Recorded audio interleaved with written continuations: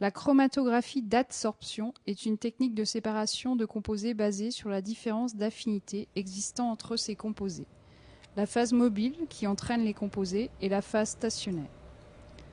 En effet, selon la plus ou moins grande affinité entre les solutés et la phase stationnaire ou mobile, les constituants du mélange migrent à des vitesses différentes et sont ainsi séparés. La technique présentée ici est la chromatographie sur colonne. Elle utilise une phase stationnaire introduite dans une colonne de verre. C'est une technique très largement utilisée notamment lors de réactions en chimie organique pour séparer et purifier les différents constituants d'un mélange.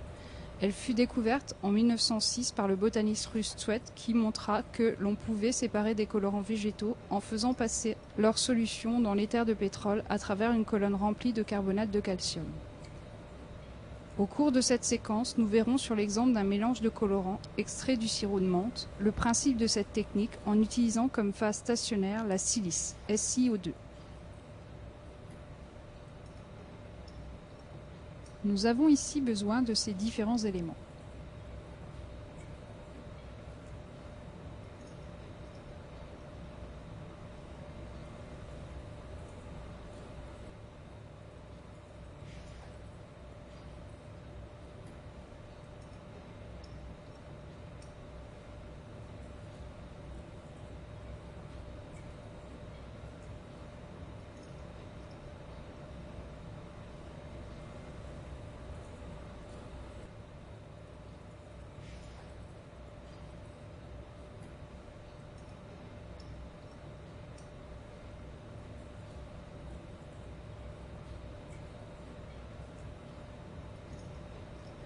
Revenons sur quelques-uns de ces éléments. Le pot de silice. Il contient la phase stationnaire finement divisée à introduire dans la colonne, car toute séparation chromatographique implique l'écoulement d'une phase mobile au contact d'une phase stationnaire de grande surface. La colonne en verre. Selon la quantité de produits à séparer et la qualité de séparation, on choisira des colonnes de diamètre et de longueur plus ou moins importants. Les colorants du sirop de menthe ont été extraits à l'aide d'un morceau de laine préalablement lavé en milieu basique, dans une solution d'ammoniac à 1% d'ammoniac, puis rincé à l'eau. L'extraction se fait en milieu acide à l'aide d'acide acétique dilué et le relargage s'effectue en milieu basique dans la solution ammoniacale à 1%.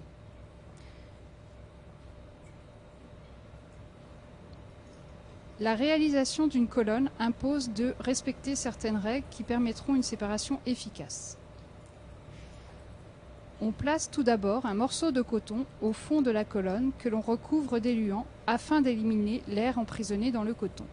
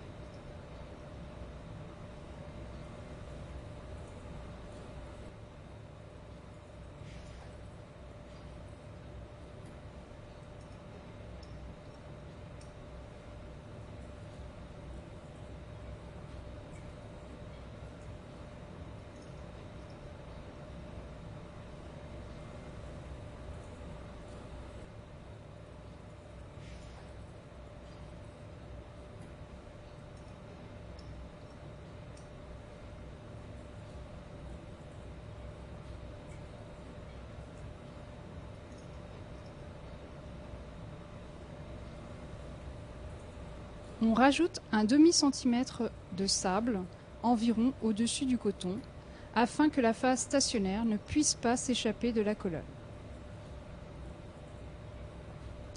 On considérera ici que le sable n'a pas de propriété adsorbante.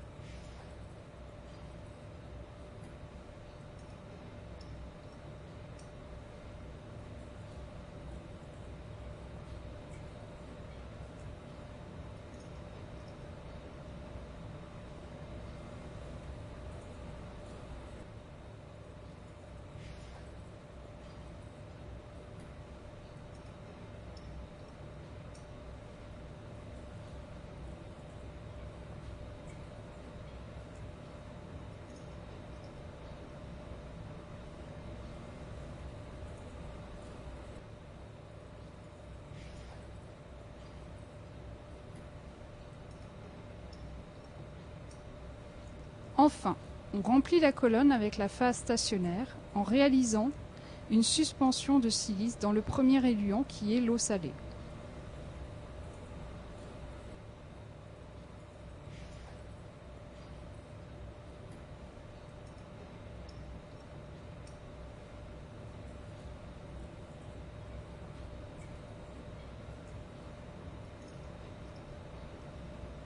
Le gel ainsi formé est introduit dans la colonne grâce à l'entonnoir.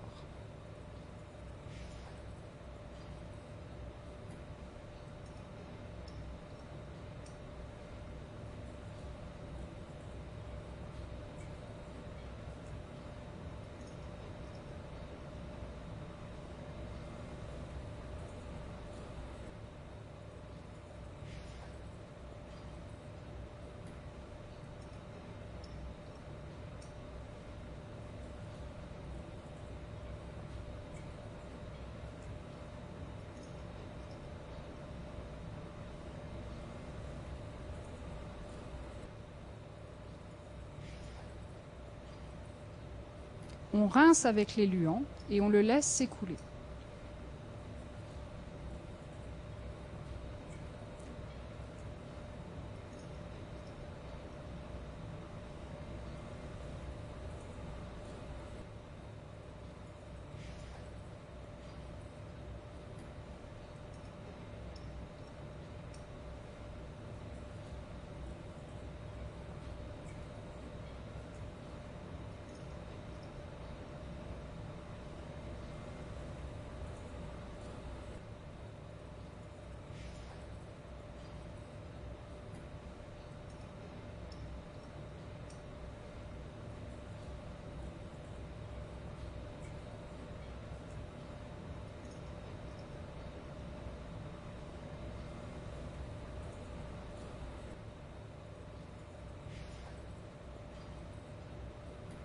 Une fois la colonne remplie, on rajoute un demi-centimètre de sable en tête de colonne au-dessus de la surface de silice, après s'être assuré que cette dernière était plane. Cette couche permet de réaliser des dépôts et d'ajouter de l'éluant sans perturber la surface de silice, ce qui empêcherait une bonne séparation. On s'assure régulièrement de ne pas assécher la phase stationnaire en vérifiant qu'il reste toujours de l'éluant au niveau du sable.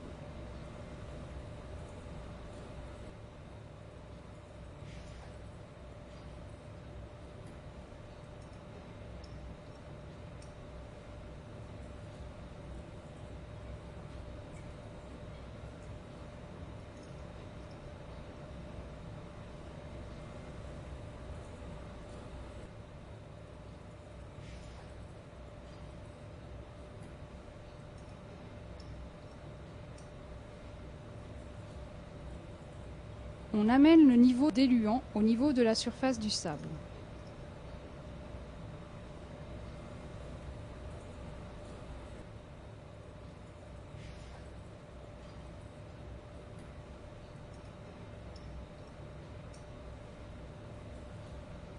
On peut alors déposer délicatement la solution de colorant en haut de colonne à la pipette Pasteur afin de ne pas perturber la surface de silice.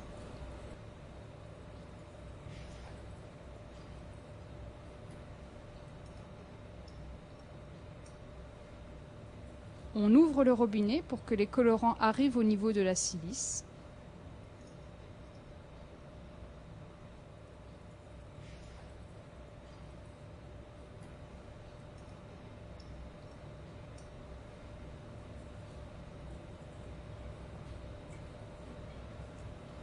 On rajoute quelques millilitres d'éluant et on ouvre de nouveau le robinet afin de s'assurer que toute la solution soit en tête de colonne de silice. On peut alors ajouter l'éluant. Les premiers millilitres doivent toujours être ajoutés avec précaution à la pipette Pasteur afin de ne pas perturber la surface de silice. Ensuite, on peut ajouter l'éluant plus rapidement en le versant directement dans la colonne.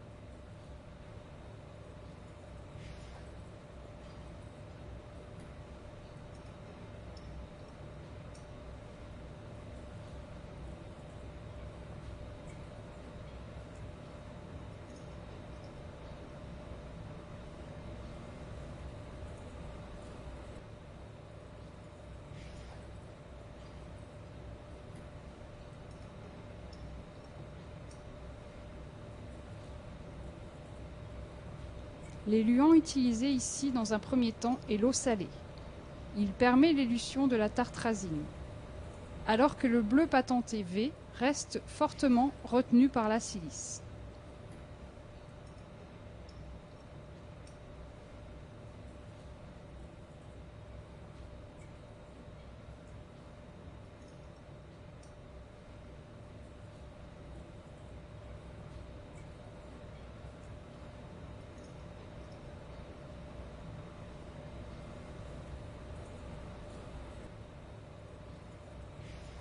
Après avoir récupéré la tartrazine, on change d'éluant pour récupérer le bleu patenté.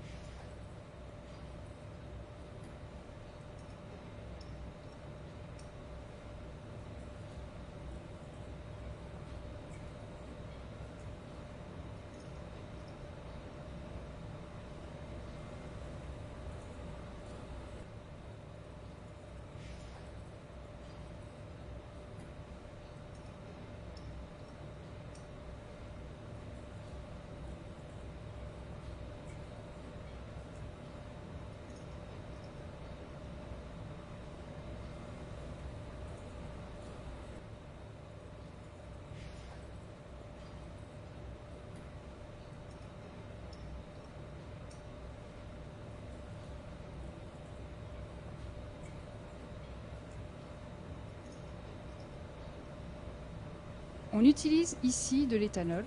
En effet, la tartrazine a peu d'affinité pour la silice par rapport à l'éluant, même si on utilise l'eau salée ou l'éthanol. C'est pourquoi elle est entraînée facilement. Par contre, le bleu patenté V développe plus d'interactions avec la silice que la tartrazine, et l'eau salée n'est alors pas un éluant capable de l'entraîner, contrairement à l'éthanol.